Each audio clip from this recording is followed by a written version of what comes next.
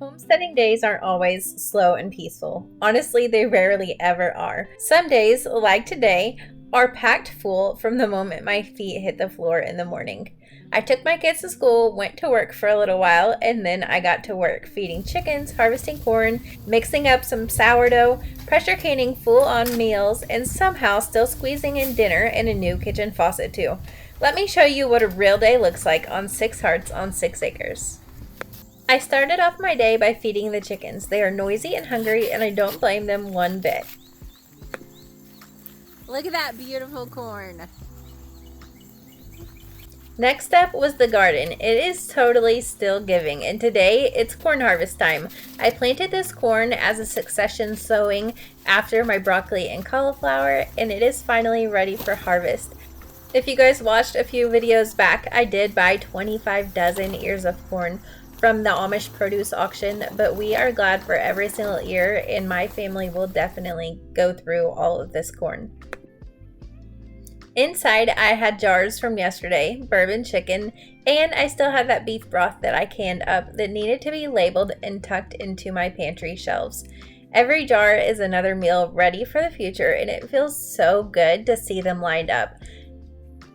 My canning pantry is one of my favorite places in my home, and it's in my basement, so it's not even like pretty or well lit or anything, but just seeing all of those jars there with all of the hard work of growing and preserving all that food just makes me so incredibly proud and so thankful that I'm able to feed my family food that I know the ingredients in it. It doesn't need an ingredients label because I am the one who put the work into making it happen, and I know what is in every single jar.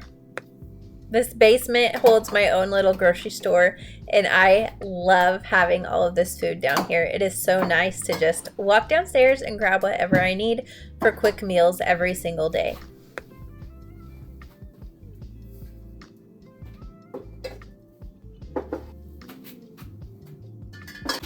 If you have been watching for a while, you know what is coming next.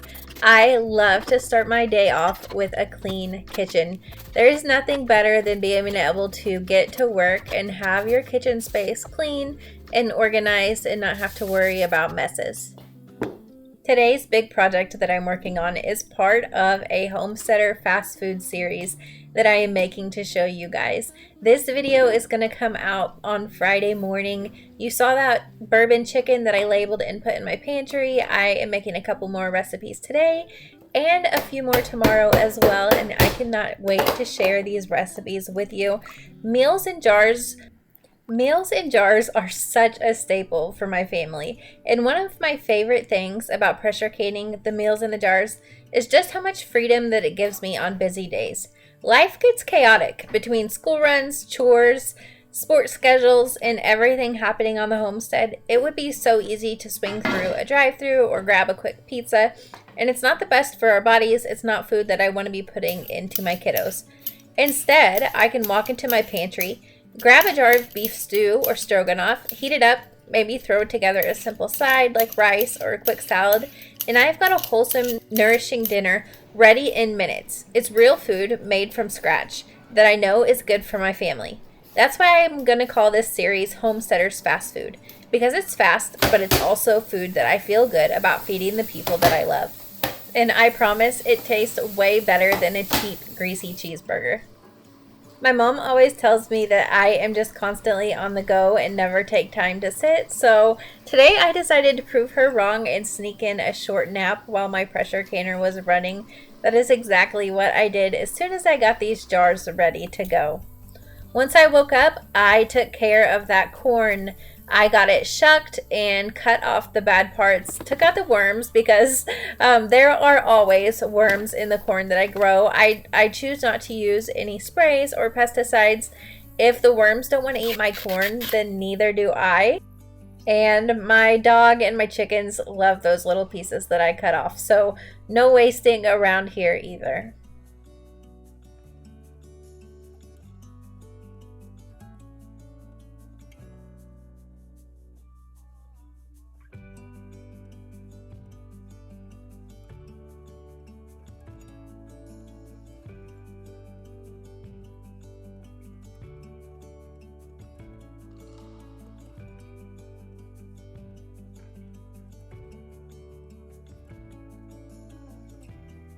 A sweet friend sent me a recipe for pumpkin spice sourdough, and it looked amazing, and I knew that I had to try it, and today was the day for that. It actually felt like fall here in Missouri. We had a high of 71 degrees when just the day before it was like 95, and so it felt absolutely incredible. The only problem was that I thought I had pumpkin pie seasoning and I did not, but no big deal. Luckily, I do have a pretty well-stocked seasoning cabinet, and so I just mixed up my own. It was really easy to make, just some cinnamon, nutmeg, ginger, and cloves. Super easy fix to a problem. This loaf was really similar to the sourdough that I usually make. It just had an addition of some pumpkin puree, that pumpkin spice that we mixed up, and a little bit of brown sugar.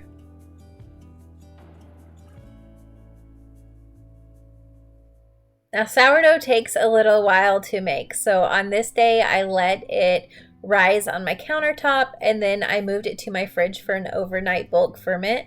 But I can tell you already that it has been baked and already been devoured. My house smelled absolutely incredible and my family loved this loaf of bread, and my daughter has already asked me to make a loaf for her teacher as well. So I will be making this recipe again. I did forget to take a video of it when it came out of the oven and when I was slicing it, but I did get a picture, so I will make sure and share that in the community tab for you guys, as well as the recipe, because you are gonna want to make this, especially with the fall season coming up.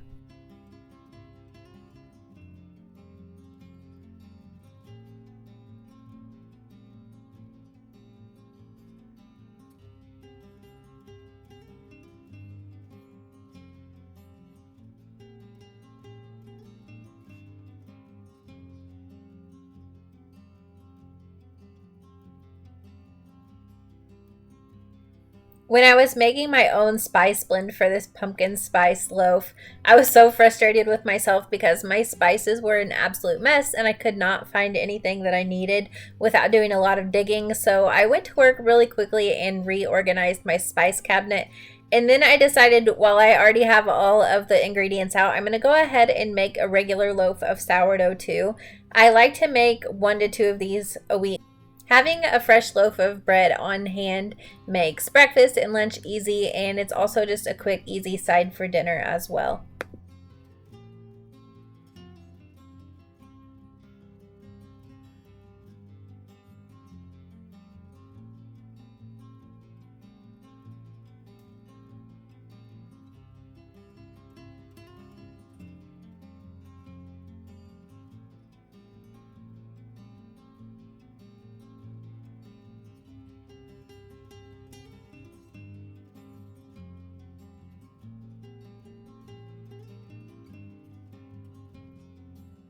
I didn't realize how much I got done this day until I am watching this video back and adding a voiceover. I feel like this day just keeps going and going and going, but I had a really productive day. I took all of that corn that I harvested that morning and got it blanched for about 30 seconds to a minute in boiling water, and then moved it over to an ice bath. That is just going to help your corn keep a really good texture. Once it's frozen, it's going to stop any enzyme action that is going to degrade the corn, both texture-wise and nutrient-wise. And then I'm vacuum sealing it in my chamber vacuum sealer. I absolutely love this vacuum sealer. It does take longer than your typical like countertop just sealing vacuum sealers. This is a chamber vacuum sealer. It takes a little bit longer to seal, but it creates such a good vacuum and such a good seal. And you have no issues when using it with products that have moisture. I can even do a full-on bag of soup in this vacuum sealer with no issue, which is just amazing to me. I am so thankful to add this corn to my freezer and have another harvest preserved and ready for us to enjoy all year long.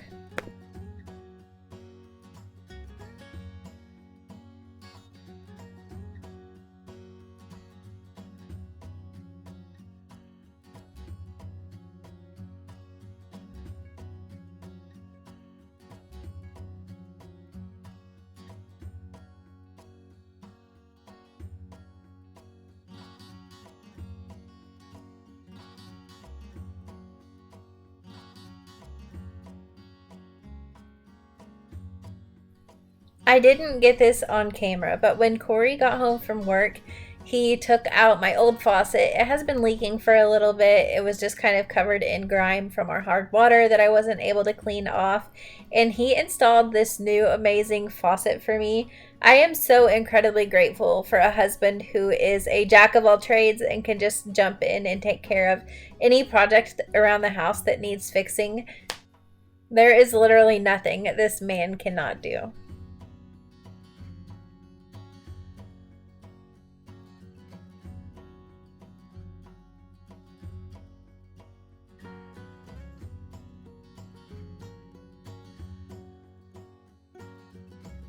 Even after a full day of being busy, my kids and family still need to eat dinner, so that is the next job for the day. One of the meals in jars I had canned the day before was bourbon chicken, and I had a little bit of leftover chicken and I had a little bit of leftover sauce, so that made it really easy to decide what we were eating tonight. I got to work on bourbon chicken and some hibachi noodles. All I did was chunk up these chicken thighs, throw them into some avocado oil in a hot cast iron skillet, brown them up, and then I got to work on some veggies. You can add whatever you like or whatever you have on hand. I did carrots, zucchini, and onion. If I had mushrooms and some broccoli, I would have added that too. And actually, now that I'm filming this and voiceovering it, I remembered I did have freeze-dried broccoli. I could have added that, but it completely did not even cross my mind while I was hurrying to cook. So, mental note for next time, I do have broccoli. I made some hibachi noodles to go with this, the kind that you get at the Japanese restaurants. It's super easy to make. Just boil some spaghetti until it's done and then fry it up in a cast iron skillet with a little bit of butter or avocado oil. Add whatever seasonings you like. I do salt, pepper, garlic, and soy sauce till it's a little bit crispy, and that's it. It is ready to go.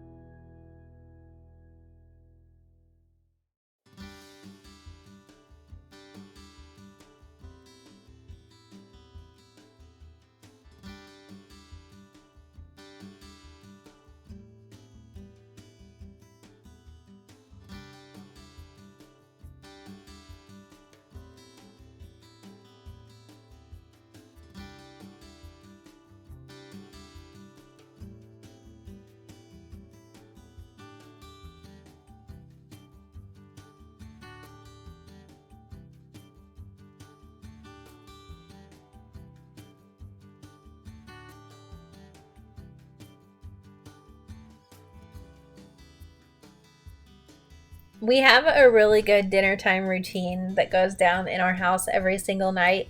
My kiddos set the table with silverware in their drinks. Corey gets my drink and his drink, and then I make all of the plates, typically his first, and then my kiddos. And then it's time to eat. The kids all loved this meal and asked for seconds, and a few of them even took it for lunch to school the next day. So this will be on repeat, and I'm so thankful that I have this meal ready to go in a jar in my basement on the shelf. And yes, it's time for another round of dishes and kitchen cleanup. This time Corey helped me, and it went so much faster. Typically, my kiddos clean the kitchen up after dinner. I clean as I go and get most of the mess picked up, but they load the dishes and wipe the counters. But now that school has started, we are still trying to figure out a way to make that work without having them stay up too late.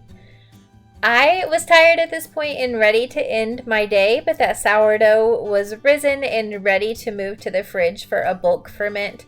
In order to do that, you just shape it really quickly, throw it into your banneton or a bowl covered with a towel, whatever you like to shape yours in. It's very simple. I usually stretch it out. I do a triple fold. If I'm going to add inclusions to the bread, I do it at this point. Neither of these recipes I added anything to, although I think when I make the pumpkin spice next time, I may add some chocolate chips in there.